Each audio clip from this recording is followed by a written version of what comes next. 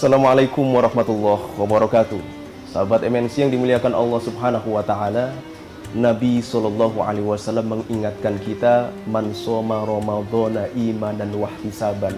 Orang yang berpuasa dengan penuh iman dan kesempurnaan mengharapkan ridha Allah Subhanahu wa taala, kata Nabi, ghufira lahu ma taqaddama min dzambih. Ia akan mendapatkan ampunan dari seluruh dosa-dosanya yang telah lalu. Tetapi kualitas puasa atau ibadah yang demikian ini tentunya tidak akan tercapai jika tanpa cinta, tanpa dengan mahabbah. Makalah ke-47 di dalam Nasha'ihul Ibadnya Syekh Nawawi Al-Bantani mengutipkan sebuah perkataan Rasulullah SAW. Setidaknya ada beberapa hal yang mengukur kecintaan kita kepada kekasih kita. Kata Rasulullah SAW, sidqul mahabbah ala salasati khisolin. Kalau kita mencintai kekasih kita, setidaknya kita punya 3 ciri-ciri.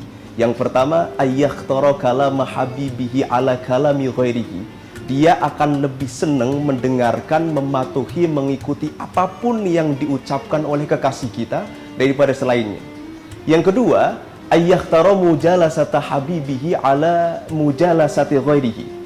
Dia lebih nyaman, enjoy ketika bersanding, bermesraan dengan kekasihnya dibandingkan selainnya. Dan yang terakhir, ayyakhtara ridho habibihi ala ridho ghairihi. Dia akan lebih mengharapkan kerelaan, persetujuan, kasih sayang, apapun yang diberikan oleh kekasihnya daripada selainnya. Mari kita terapkan ciri-ciri kecintaan kita ini. Apakah ibadah kita selama ini benar-benar karena Allah atau tidak? Berdasarkan iman dan wahtisaban atau tidak? Tentunya kita akan ukur mahabbah dalam diri kita kepada Allah.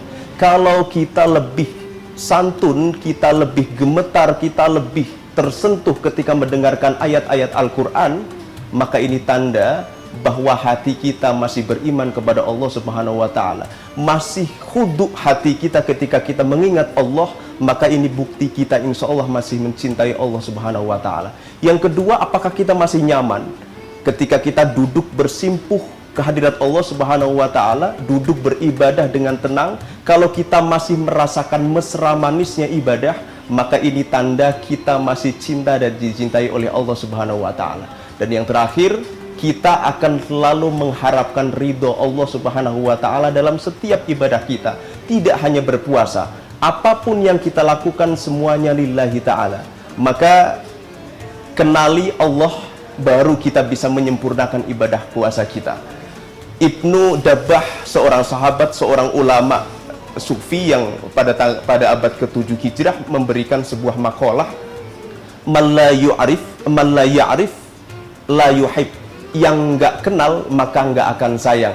Maka kenali siapa Allah agar puasa kita bisa penuh dengan cinta. Assalamualaikum warahmatullahi wabarakatuh.